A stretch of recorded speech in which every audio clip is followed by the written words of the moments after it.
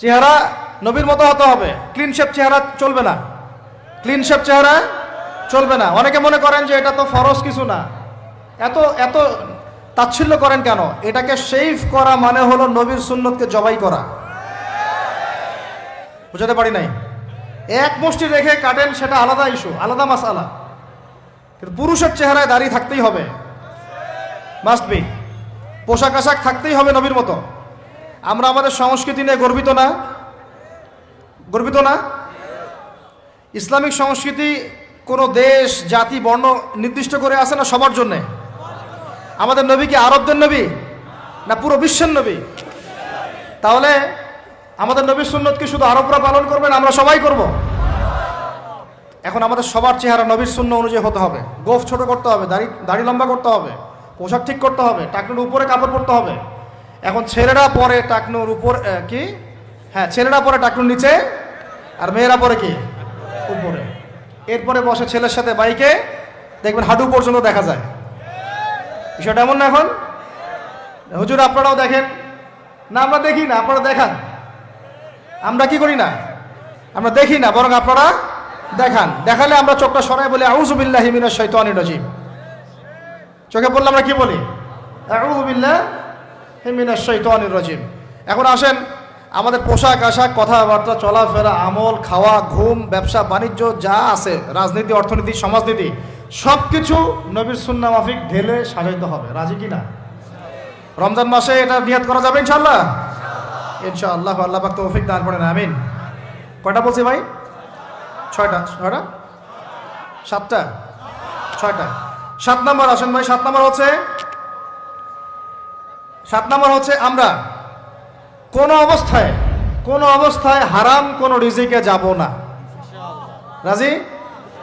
রোজা রাখতেছেন, ইবাদত করতেছেন, নামাজ পড়তেছেন, তারাবি পড়বেন, অনেক কিছু করবেন। এবার এদিকে রিজিকে সুদ, এদিকে রিজিকে ঘুষ, রিজিকে এখানে দুর্নীতি, এখানে করাপশন, এখানে মাপে কম দেওয়া, একটা ইবাদতও কবুল হবে না।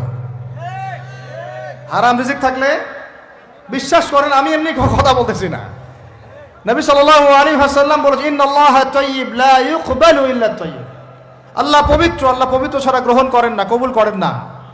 মুসাফিরের দোয়া আল্লাহ ফিরায় দেন না। সেই মুসাফির যদি হারাম খায়, সেই দোয়াও কবুল হচ্ছে না।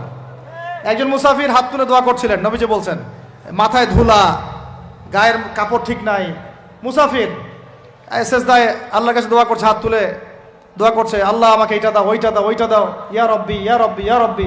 নবীজি বলছেন, এই ব্যক্তি যদিও মুসাফির, কিন্তু কিভাবে তার দোয়া কবুল হতে পারে? তার পানীয়টা হারাম, তার খাবারটা হারাম, তার পোশাকটা হারাম। বুঝতে পারছি ভাই? এমনিতে মুসাফিরের দোয়া কবুল হয়। 3 ব্যক্তির দোয়া আল্লাহ ফিরায় দেন না। কয় ব্যক্তি? এক নম্বর হচ্ছে মুসাফির, 2 নম্বর হচ্ছে কি সন্তানের জন্য পিতামাতার দোয়া, আর 3 নম্বর কি মাজলুমের দোয়া। মাশাআল্লাহ, আপনারা তো জানেন ভালোই। মাজলুম মানে কি? যার উপর জুলুম করা হয়, যার উপর জুলুম করা হয়েছে। আমরা এখন কিন্তু সবাই মাজলুম, তাই না ভাই? পুরো মুসলিম উম্মাহ এখন মাজলুম। তো ইনশাআল্লাহ এই অবস্থা থাকবে না। ইনশাআল্লাহ জালেম যেখানে জুলুম করবে পতন হবে। সমস্ত জালেমদের পতন বিশ্ব থেকে হবে ইনশাআল্লাহ। এটা সময়ের ব্যাপার। কিসের ব্যাপার? আল্লাহ পাক পরীক্ষা করছেন আমাদেরকে। ইনশাআল্লাহ তাআলা ফিলিস্তিনের মা বোনরা এভাবে ধর্ষিত হবে না ইনশাআল্লাহ। একদিন ওই বাচ্চারা বড় হবে, ওরা যুদ্ধ করবে ইনশাআল্লাহ। এই ভাইরা যাদেরকে মারা হচ্ছে, এই লীলা খেলা চলবে না ইনশাআল্লাহ। ইনশাআল্লাহ তাআলা এই হাদিসের উপর বাস্তবায়ন হবে। কোন হাদিস? নবীজি বলেছেন, লা তুকাতিলুনাল ইয়াহুদ, তোমরা অবশ্যই এই জালেম ইহুদিদের সাথে যুদ্ধ করবেই। ওয়ালা তাকতুলুনহুম, তোমরা অবশ্যই এদেরকে হত্যা করবেই। এমন কি ওরা পাথরের পিছনে লুকালেও, হাত্তা ইয়াকুলুল হাজার ওয়াশ শাজার, পাথর গাছ কথা বলা শুরু করবে। ইয়া মুসলিম, হে মুসলিম সৈন্য, ইন্না ওয়ারাইল ইয়াহুদ তাআল ফাকতুলহু, আমার পিছনে লুকিয়ে আছে, ভয়ে লুকাইছে, আসো একে হত্যা করো। কে বলবে? পাথর গাছ কথা বলবে। এটা গাল গল্প রূপকথা না। তো এখন যা দেখতেছেন এগুলো চিরস্থায়ী নয়।